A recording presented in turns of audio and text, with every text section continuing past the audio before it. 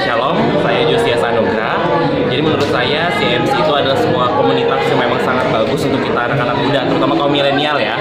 Karena kita itu memang pada saat ini adalah zaman-zamannya kita harus belajar, terutama firman Tuhan, terutama dalam proses kita bertumbuh untuk lebih kenal lagi dengan Tuhan. Jadi dengan adanya komunitas CMC ini salah satunya contohnya kita diajarkan oleh Tuhan untuk kita lebih dekat lagi sama-sama Tuhan dalam sebuah komunitas seperti itu.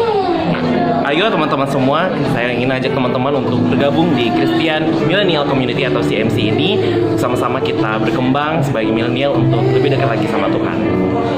Untuk info lebih lanjut terkait persekutuan di CMC, teman-teman bisa pantengin Instagram dan follow akun Instagram dari CMC_Balikpapan IKN. Ditunggu kehadirannya. Halo guys, saya Nila. Saya baru bergabung di CMC Community. Persekutuannya dahsyat dan luar biasa. Pemudanya semangat-semangat. Oke guys, yang mau join bisa kunjungi Instagram kami di CMC_Balikpapan IKN. CMC Muda dan Kreatif. Nah, sekali lagi. CMC Muda dan Kreatif.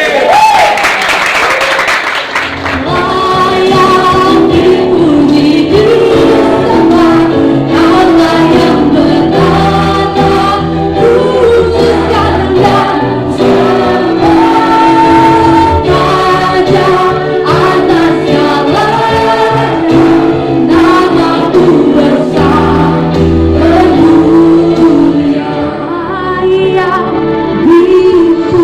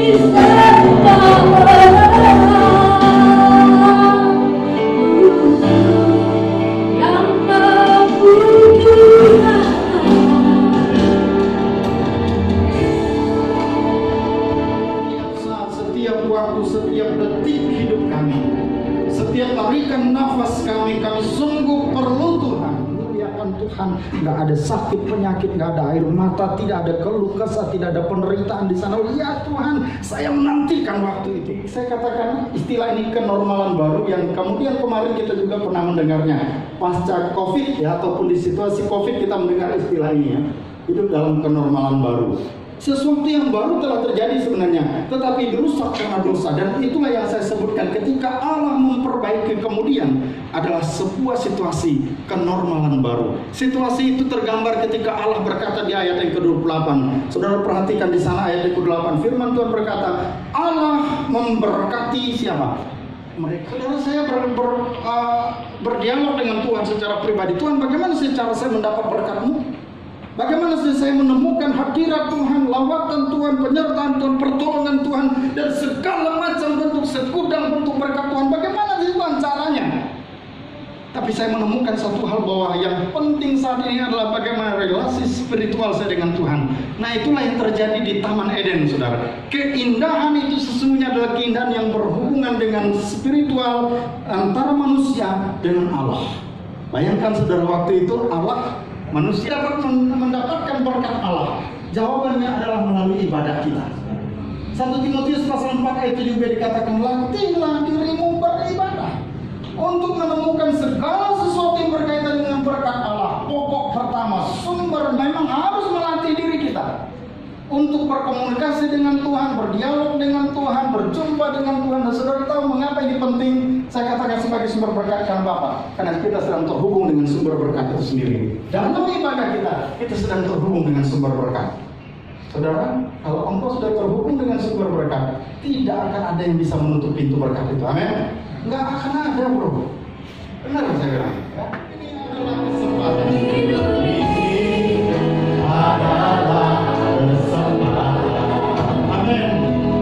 Hidup ini untuk melayani Tuhan. Jangan sia-siakan. Jangan sia-siakan apa yang Tuhan beri. Aku masih kurang. Bila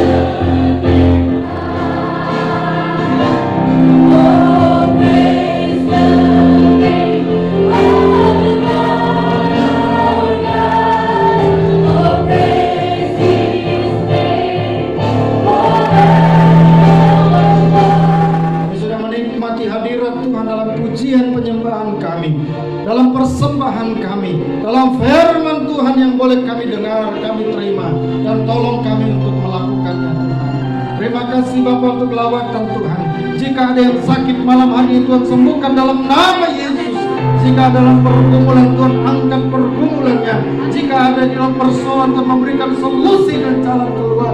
Jika ada yang membutuhkan pekerjaan, Tuhan sediakan pekerjaan yang terbaik.